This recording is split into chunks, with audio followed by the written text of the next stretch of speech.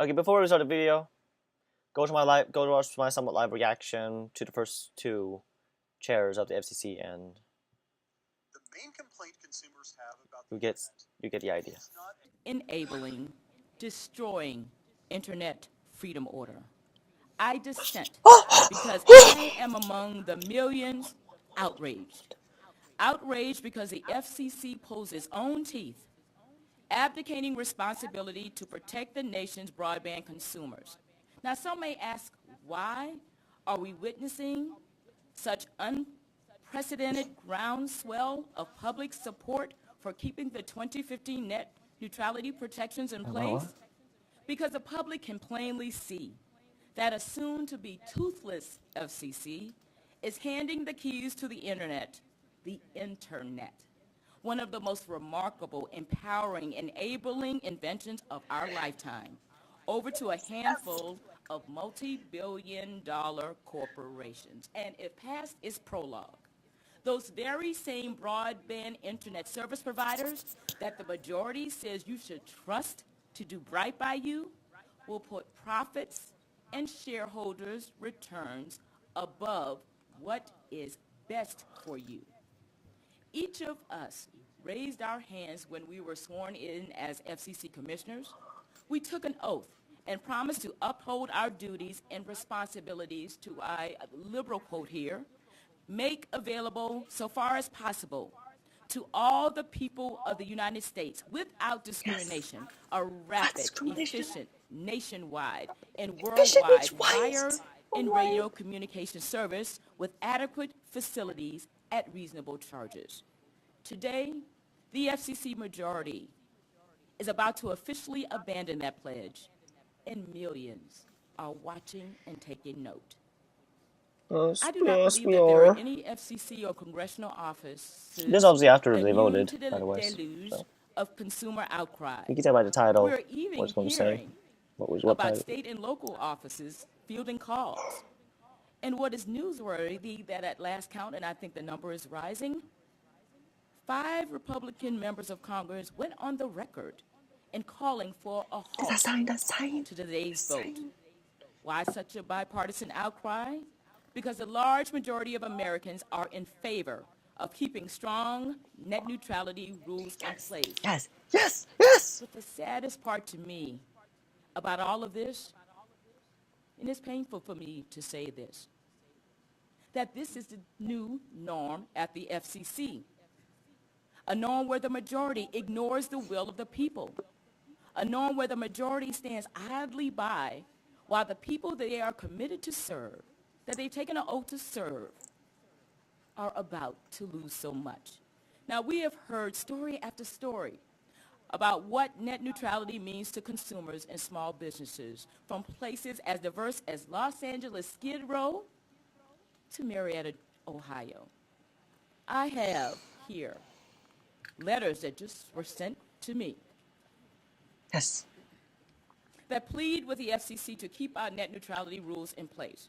But what is striking and in keeping with the new norm is that despite the millions of comments, letters, and calls received, this order cites not even one. That speaks volumes about the direction the current majority is heading, this FCC is heading, and that speaks volumes about just who is being heard at the FCC. Those sole proprietors whose entire business models depend on an open internet are worried that the absence of clear and enforceable net neutrality protections will result in higher costs and fewer benefits because, you see, they are not able to pay those tolls for premium access. Large online businesses have also weighed in, expressing concerns about being subject to added charges as they simply try to reach their own customers. Engineers have submitted comments, including many of those internet pioneers. They shared with the FCC majority the fundamentals of how the internet works because from where they sit, there is no way that an item like this would ever see the light of day if the majority understood the platform that some of them helped to create. I have heard from innovators worried that we are standing up a mother may I regime, where the broadband provider becomes the arbiter of acceptable online business models. And yes, I have heard from consumers who are worried, given that their broadband providers has already shown that they will charge inscrutable See, she's at the chair of below-the-line the FCC fees, and she's saying raise this prices unexpectedly, and to put actually help consumers us. on hold for hours at a time, who will have their best interests at heart in a world without clear and enforceable rules, overseen by an agency without any clear authority. Would that agency be a toothless FCC? Now, there is a darker side to all of this that we have witnessed over the past few weeks. Threats and intimidation, personal attacks, Nazi cheering, Russian influence, fake comments. These are unacceptable. Some of these actions are illegal. They are all to be rejected. But what is also not acceptable is the FCC's refusal to cooperate with the state attorney general's investigations or allow evidence in the record that would undercut what can only be described as a preordained outcome. Now, many have been asking me, what happens next? How will all of this, net neutrality, my internet experience, look after today's decision? My answer is a simple one. When the current protections are abandoned and the rules that have been officially in place since 2015 are repealed, we will have a Cheshire Cat version of net neutrality. We will be in a world where regulatory substance fades to black, and all that is left is a broadband provider's toothy grin, because they have teeth, however you conjugate that. And those also comforting words, we have every incentive, don't worry, we have every incentive to do the right thing. But what they will soon have is every incentive to do their own thing. Now, the results of throwing out net neutrality protections may not be felt right away. Most of us will get up tomorrow morning, get ready for work, and over the next week, wade through what would be, no doubt, hundreds of headlines. We will grow tired of those hundreds of headlines. We will grow tired hearing from endless prognosticators, and we will quickly submerge ourselves into a sea of holiday bliss. But what we have wrought today will one day be apparent, and by then, when you really wake up and see what has changed, I fear it may be too late to do anything about it because there will be no agency empowered to address your concerns. This item insidiously ensures that the FCC will never be able to fully grasp the harm it may have unleashed on the internet ecosystem. And that inability might lead decision makers to conclude that the next internet startup that failed to flourish, that attempted to seek relief by whatever authority may or may not be in charge, with many teeth they might have left, simply that maybe they just had a bad business plan, when in fact, the actual culprit was the absence of a level playing field online. Particularly damning is what today's repeal would mean for marginalized groups, like communities of color, that rely on platforms like the internet to communicate. You see, traditional outlets rarely, if ever, consider their issues or concerns worthy of coverage. It was through social media, remember, that the world first heard about Ferguson, Missouri, because those legacy outlets did not consider them worthy enough for coverage until that hashtag started trending. It has been through online video services that targeted entertainment ecosystems thrive, where stories are finally being told because those very same programs that were submitted for consideration were rejected time and time again by mainstream media and distribution, mainstream distribution and media outlets. And it has been through secure messaging platforms where activists have communicated and organized for justice without gatekeepers who may or may not have differing opinions blocking them. Where will the next significant attack on internet freedom come from? Maybe from a broadband provider allowing its network to congest? Making a high-traffic video provider ask what more can it pay to make that pain go away? That will never happen, you say? Newsflash, it already has. The difference now is the open question of what is stopping them. The difference after today's vote is that no one will be able to stop them. Maybe several providers will quietly roll out paid prioritization packages that will enable deep-pocket players to cut the queue. Maybe a vertically integrated broadband provider decides that it will favor its own apps and services, or some high-value Internet of Things traffic will be subject to an additional fee. Maybe some of these actions will be cloaked under non-disclosure agreements and wrapped up in mandatory arbitration clauses so that it will be a breach of contract to disclose these publicly or take the provider to court if there is any wrongdoing. Some may say, of course this will never happen. But after today's vote, what will be in place to stop any of this? What we do know is that broadband providers did not even wait for the ink to dry on a proposed order before making their moves.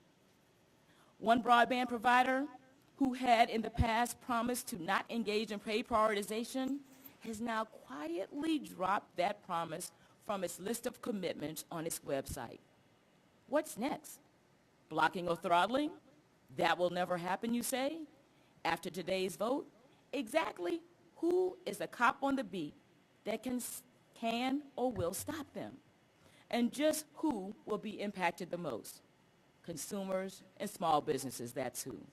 The internet continues to evolve and has become even more critical for every participant in our 21st century ecosystems. Government services have migrated online, as have educational opportunities, job notices, and applications. But at the same time, broadband providers have continued to consolidate. They have become bigger. They own their own content. They own their own media companies. And they own or have interest in other types of competing services. So why are millions of Americans so alarmed? Because they understand the risk this all poses.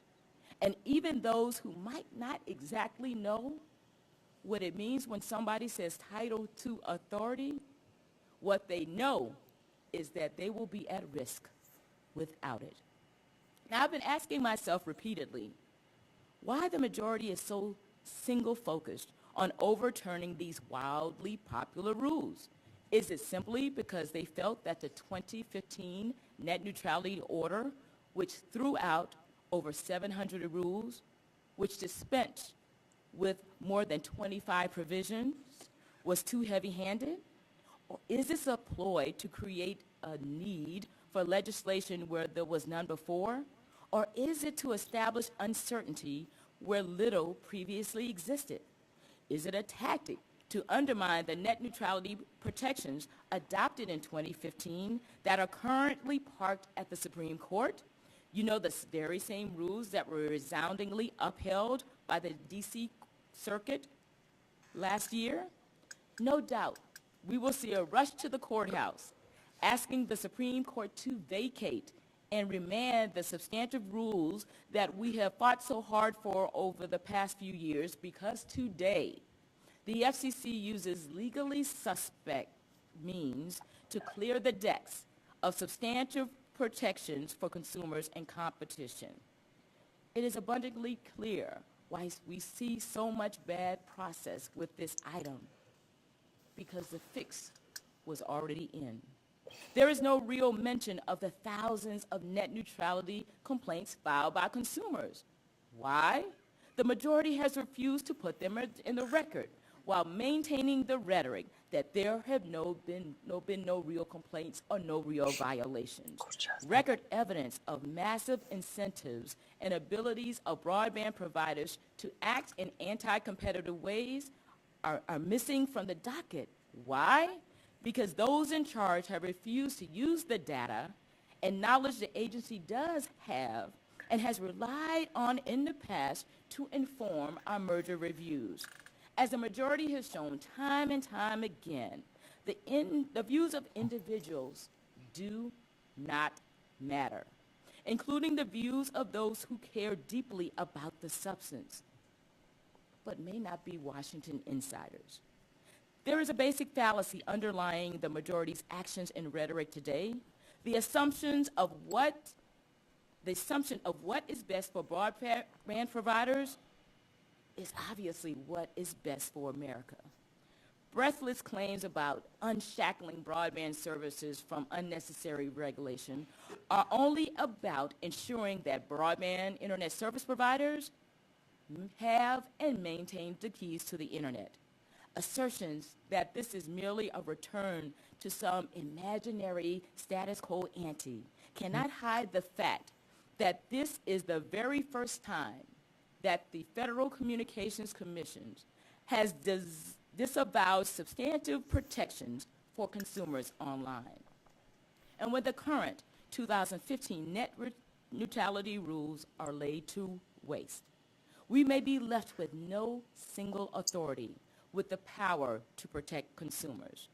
Now, this order loudly crows about handing over authority of broadband to the Federal Trade Commission, but what is absent from the order and glossed over in a haphazardly issued afterthought of a Memorandum of Understanding or MOU is that the FTC is an agency with none, nada, technical expertise in telecommunications. The FTC is an agency that may... Hold on. Let me just back out of this and get back into it. Because I'm seeing things out of sync here. Okay. Providers in the first instance, the FTC is an agency that if you can even reach a very high bar of proving unfair or deceptive practices and that there is substantial consumer injury, it may take years upon years for any remedy to be levied. And most companies don't have years and years to wait for an answer. But don't just take my word for it. Even one of the FTC's own commissioners has articulated these very concerns. And if you are wondering why the FCC is preempting state consumer protection laws in this item without notice, let me help you with a simple jingle that you can easily commit to memory that will underscore all of this. If it benefits industry, preemption is good. If it benefits consumers, preemption is bad. Reclassification of broadband would do more than wreak havoc over net neutrality. It will also undermine our universal service construct for years to come, something which the order implicitly acknowledges. It will undermine the Lifeline program. It will weaken our ability to support robust broadband infrastructure deployment. And what we will soon find out is what a broadband market unencumbered by robust consumer protections will look like. I suspect that it will not be very pretty. I know that there are many questions on the minds of Americans right now, including what the repeal of net neutrality will mean for them. To help understand or to answer or address outstanding questions, I plan to host a town hall through Twitter next week on Tuesday at 2 p.m. Eastern Standard Time. But what saddens me the most today is that the agency that is supposed to protect you is actually abandoning you. But what I am pleased to be able to say today is that the fight to save net neutrality does not end today. The agency does not have the final word. Thank goodness for that. And as I close my eulogy of the 2015 net neutrality rules, carefully crafted rules that actually struck an appropriate balance in providing consumer protections and enabling opportunities and investment, I actually take what I'll just call ironic comfort in the words of then Commissioner Pai back in 2015, because I believe this will ring true about this destroying Internet freedom order. I am optimistic, he said, that we will look back on today's vote as an aberration, a temporary deviation from the bipartisan path that has served us so well. I don't know whether this plan will be vacated by a court, reversed by Congress, or overturned by a future commission, but I do believe that its days are numbered. Amen to that, Mr. Chairman. Amen to that. Thank you. Thank you, Commissioner Clyburn. I'm going to mark you down as a no. So that's Commissioner O'Reilly. To the main event. I'll have a longer statement if it's believable, since this is long enough itself. The order before us represents the culmination of extensive work by the agency staff to carefully consider whether net neutrality rules are truly warranted, thoroughly reviewing the legal underpinnings, economic analysis, and today practical effects, is that the as debated agency that is extensively supposed to and protect you exhaustively in the record is of this actually proceeding. abandoning I agree you. with the decision, and I But support what I am such a pleased to be well-reasoned able and to say soundly today justified order. is that the fight While to I save have net long-standing views neutrality on this topic, does I not approach this end proceeding today. with an open mind. The I read the agency substantive comments does with not interest have and met with the final anyone word. I could, no matter how Thank of their, goodness or what their particular that. viewpoint. And In as the I end, I'm close my simply not eulogy persuaded that of the heavy-handed 2015 rules net are needed to neutrality rules, protect against hypothetical carefully harms. crafted In all this rules time, that I've yet actually to struck hear an recent appropriate balance unquestionable in evidence providing of consumer demonstrable protections harms and to consumers enabling that demands opportunities and providers be investment. constrained by this completely I flawed actually take regulatory intervention. what I'll just call I still ironic comfort cannot in endorse the words guilt of by then imagination. Commissioner Pai back in It is a shame that this topic 2015, has been plagued by because baseless I believe this will fear-mongering. ring true Many small about this businesses have been destroying blatantly misled Internet into thinking freedom that they're order. going to be forced to pay more I am to optimistic, continue he to do said, business online. that we Others will have been look told back that free on speech and today's civil vote rights are on the line. as an It aberration, simply isn't true. a temporary And we know that from deviation from the experience. bipartisan The internet has path functioned that has without served net us so neutrality well. rules far longer I don't know than with whether them. this plan will be Nobody vacated can by a name court, more than a handful of reversed examples by that Congress, occurred over or the course overturned of by an a entire future decade commission. prior, But I and do that believe were that readily its dealt with, days whether are actual numbered. violations or not. Amen to that, Mr. Chairman. The legend Amen of a to cable that. company Thank trying to break the internet may Thank make you, a Commissioner scary Clyburn. bedtime story I'm for gonna mark you children down as a no. of telecom geeks, but it isn't reality. So, for those of you out there that are Commissioner fearful O'Reilly. of what tomorrow may to the main bring, event, take a deep breath. I'll have a longer statement This if decision it- will not if break it's the believable, internet. since this is long what we are enough doing is itself. reverting back to the The order highly before us successful represents the bipartisan culmination of extensive governmental work by the approach agency that existed staff before to carefully consider As the whether order net makes neutrality clear, rules are we truly depart from warranted, the prior commission's thoroughly approach reviewing the because we legal determined that the underpinnings, decision was economic flawed. analysis, We believe that our and statutory practical effects, interpretation as debated and course of extensively action is and the better exhaustively one. in the And record our of this decision is proceeding. grounded in and I agree with the supported decision, by the and I record. support The text such a has been well-reasoned publicly and available for over soundly 3 justified weeks, order. and our good staff has While I summarized have it for us long-standing today. views on this topic, So there is no I need approach for this me to proceeding step through the with an open policies mind. and reasoning I read again the in substantive detail. comments with Instead, interest. I'll highlight and a met few with key anyone parts and address some of the no false matter how arguments of their, or and what their misconceptions particular regarding viewpoint. substance In the and end, I'm process. simply not persuaded Well, that repealing heavy-handed net neutrality rules are rules needed to grabs protect headlines, against reversing hypothetical the harms. classification of In broadband all this internet time, access I've yet service to as a hear Title II recent unquestionable telecommunication evidence service of is far demonstrable more harms consequential to consumers Net that neutrality demands started as a providers consumer be issue, constrained but by it this soon became a completely stepping flawed stone regulatory to impose intervention. vastly more I onerous still common carrier cannot regulations endorse on broadband guilt by companies. imagination. Even the previous It is a chairman shame that this initially topic attempted has been to plagued by reinstate net neutrality baseless rules fear-mongering. under more limited legal Many small authority. businesses And many have been blatantly companies misled would have into accepted thinking the that they're going to be compromise forced to and pay lived more with net to neutrality rules continue as to do long business as the online. commission didn't impose Others have been Title told II. that free speech But and thanks civil to one rights are on the line. infamous It simply YouTube isn't video true. posted And we know by the that prior from administration. experience. This The so-called internet has independent functioned agency without net neutrality was rules quickly far railroaded longer into treating than with them. ISPs Nobody can name more than a handful of examples as discussed at length in the order, and the desired Executive Pai and myself that wrote in readily dealt with 2015 order violations. There were fundamental legal problems, the legend errors underlying that trying to break the internet, mixed scary bedtime stories for children of telecom geeks. But it isn't reality. Open the door. So much broader regulation. For those of you out there that are fearful of what tomorrow may bring, the Commission quickly walk through that. This decision will not break the internet structure. What we're doing is reverting back to the highly successful, the business bipartisan, commercial negotiation that existed before offerings and pricing decisions. As the order makes it clear, by the Commission. Depart from the prior Commission's legitimate concerns we determined that the decision was flawed. If there had not been a change in administration, that our statutory interpretation would have proceeded and course of action further down the path is the better as demonstrated and our decision is grounded in and supported by the record. The decision to reinstate the publicly available fixed and mobile broadband internet access service as an information service under Section 3 and reinstate the classification of mobile broadband as a private mobile service under Section 332 eliminates these concerns and restores a sensible bipartisan approach to broadband services. Under this framework, the FCC asserts jurisdiction over broadband internet access service as an interstate information service, but applies regulation only to the extent warranted to address specific concrete concerns. With the elimination of Title II, there's no remaining legal basis for the net neutrality bright line rules and general conduct standard, so we must repeal them.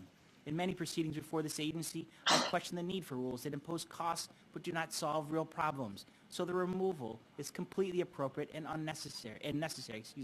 That isn't necessarily the end of the story, however. Unnecessary. Congress may enact legislation providing new rules and legal authority to support them. I firmly believe that would be the better course and the only way to get finality to this issue. I would humbly suggest, however, that the general conduct standard remain forever in the ash heap. This policy gave the Commission's Enforcement Bureau unbounded power to make up the rules as it went along, a frightening prospect. Businesses could find themselves subject to investigation without any prior notice that the conduct could be considered a violation. One public interest group even called the catch-all a recipe for overreach and confusion. It was the height of regulatory capriciousness and should never be resurrected. Similarly, I am hopeful that if the Congress does go down this path, it will see merit in rejecting a ban on paid prioritization. Clearly, there are cases today, and many more that will develop in time, in which the option of a paid prioritization offering would be a necessity based on either technology or needs of consumer welfare. I, for one, see great value in the prioritization of telemedicine and autonomous car technology over capping. Prioritization is necessary. Speaking of autonomous Give me fast lanes. We must ensure that wireless providers can manage their systems. Wireless networks have capacity constraints based on the physics of the spectrum they use. Generally, wireless use is booming, and more Americans are using wireless networks to access the internet. But this is just the beginning. Consider that each autonomous car vehicle is predicted to generate an additional 4 terabytes of data a day, much of which will be carried by wireless networks. It is hard to imagine that some prioritization of traffic will not be necessary, further undermining attempts to ban such practices. Although the order eliminates the bright line rules and general conduct standard, it does leave a version of the transparency requirements in place. In fact, the requirements are more extensive than those first adopted in 2010. While I remain skeptical of the legal authority for them or their value given the FTC's authority, I'm without a mechanism to get them removed. If a business fails to disclose relevant information or its practices differ from what is described, it will be subject to the investigation and enforcement as outlined in the recent FCC-FTC Memorandum of Understanding. But I sincerely doubt that legitimate businesses are willing to subject themselves to a PR nightmare for attempting to engage in blocking, throttling, or improper discrimination. It is simply not worth the reputational cost and potential loss of business. We'll have to accept the decision to rely on Section 257 as authority for the transparency requirements. I do not believe in my reaction at the end. Or the provisions of When this Title vote happens, III my cited in the actual circulated I'll do version my of the reaction. order should be invoked here. I'm relieved that I they've still been don't know my removed from the thoughts. item at my request. Lastly, but certainly not least, the order contains a clear declaration that broadband is an interstate information service, and a robust preemption analysis included. I The have order to for my makes computer to record this claim entire that thing. broadband will be subject to uniform national Really sad. framework that Probably promotes probably investment could. and Get it. innovation. Can't. This is eminently reasonable and completely consistent with the Constitution's Commerce Clause. Broadband service is not confined to state boundaries and should not be constrained by a patchwork of state and local regulations. And this is particularly germane to wireless services, where mobile devices and the transmissions they carry can easily cross state lines. This could have dramatic and drastic results where it possible for such communications to be prioritized in one state but not in another. A hodgepodge of state rules could severely curtail not only the next generation of wireless systems that we have been working so hard to promote, but also the technologies that may rely on these networks in the future. Half an hour. Accordingly, any So laws votes one or on the vote. regulations that conflict with or undermine the federal So broadband by the policies end of are this video, preempted. that Given my druthers, I would actually these have are gone not try to further do. on preemption, but So after half an hour, They don't have access and then half an hour more, or not enough competition. it was 2-all vote. These regulations For some reason, the women seemed to have it right. opposite One direction man from didn't. these consumer preferences. Under Title II, investment in high-speed networks has declined by billions of dollars. Notably, this is But the Ajit first Pai time such investment laying out all the fucking business and shit, saying that internet's lost investors and money, voted to kill the internet. One vote. I hoped that against everything that he was going to upset, that he was going to sway the other way, but he didn't. The free internet is over, folks.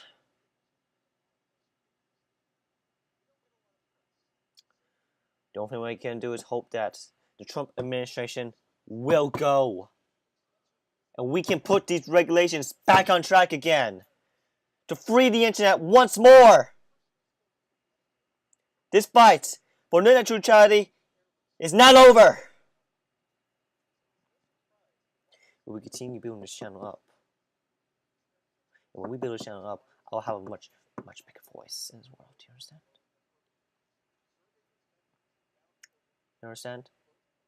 The like to stop the BGS in our FIFA community, they'll be safe because they endorse EA, who will throttle other gaming companies to get what they want on the bottom line. This SEC goes beyond the big stuff. It goes beyond the small stuff. It goes into the small stuff too. Our anime, our YouTube, our Facebook, our Twitters, our Snapchats. Anything that goes against what the FCC, against what Ajit Pai wanted for Verizon, when he goes back to Verizon for that big paycheck of his, will be throttled and shut down. Because people, as impatient as they are, will not stand for throttling and will go to somewhere else that agrees with the Trump administration and Ajit Pai and the FCC and his FCC. With that, regular uploads will still continue. New schedule tomorrow. Resist! Peace. And bring back the free internet from the grave that has been thrown into. Goodbye. And I also mentioned that not only will gaming companies will feel it, but people will. The free speech movements will be quelched. The people will lose their voice on the internet. As I listen to more of this, Ajit Pai has made it very, very much clear it's a free to vote to end net neutrality. It's over. But the fight ain't over. Okay? We must still fight for net neutrality. Even if it's seemingly dying right now, we must support it.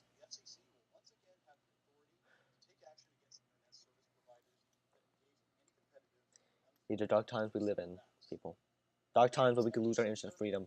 Dark times where we could lose our freedom overall. Because the internet is connected to literally everything that happens on this earth right now. and we lose internet freedom, we lose everything that we have. Understand? So again, urge you all to resist and fight for internet freedom.